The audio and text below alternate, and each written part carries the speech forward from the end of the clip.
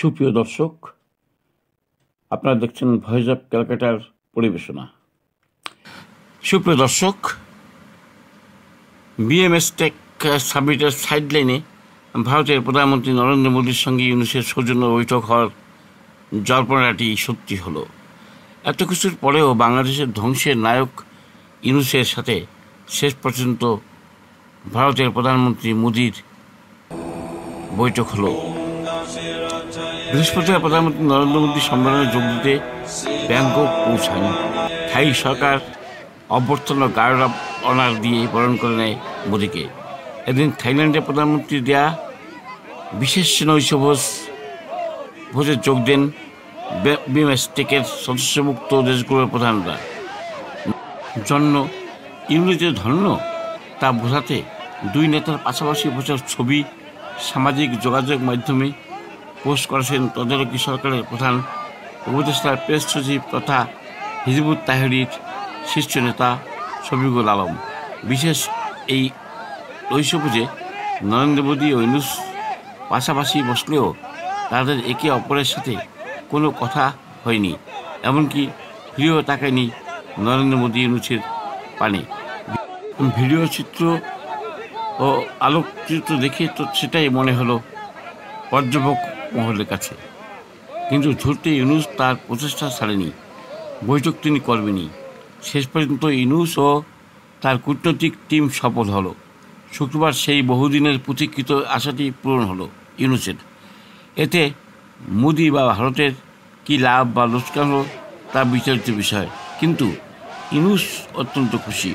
চীনের কাছে ভারতের বিরুদ্ধে নালিশ করেও ভারতের প্রধানমন্ত্রীর সাথে বৈঠক করতে পেরেছেন, এটাকে তিনি বিজয় হিসেবেই মনে করছেন। গত 5 আগস্ট বাংলাদেশের রাজনৈতিক পালাবদলের পরেই ঢাকার সঙ্গে নয়াদিল্লির দূরত্ব তৈরি হয়েছে। তদারকি সরকারের প্রধান উপদেষ্টা মোহাম্মদ ইউনুস সরাসরি উত্তর পূর্ব ভারতকে অশান্ত করার হুমকি দিয়েছেন। এমনকি তার উপদেষ্টারাও লাগাতার ভারত বিদ্বেষী মন্তব্য করে চলেছেন। বিশেষ করে স্বরাষ্ট্র উপদেষ্টা তথা জামায়াত ইসলামীর কেন্দ্রীয় মজলিস শুরার সদস্য জাহাঙ্গীর আলম চৌধুরী তো সরাসরি যুদ্ধের হুঙ্কারি দিয়েছিলেন। শুক্রবার বিএমএসটেক সম্মেলন শুরু হয় থাইল্যান্ডের রাজধানী ব্যাংককে। বিএমএসটেক হল বে of Bengal initiative for multi sectoral technical and economic cooperation. এটি 1977 সালের 6 জুন ব্যাংকক ঘোষণার মাধ্যমে শুরু হয়েছিল। প্রাথমিকভাবে ভারত, বাংলাদেশ, শ্রীলঙ্কা ও থাইল্যান্ড এবং 1997 সালে মিয়ানমার অন্তর্ভুক্ত হয়।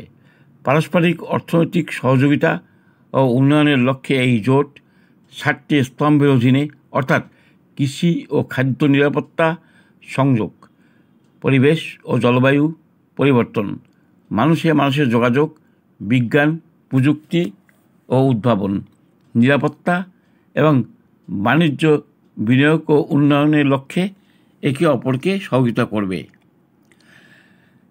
বিএমএসটেকের দুদিনের অনুষ্ঠানের কিছু ভিডিও ফুটেজ ভয়েস অফ ক্যালকাটায় দেখে থাকুন। Voice of Calcutta.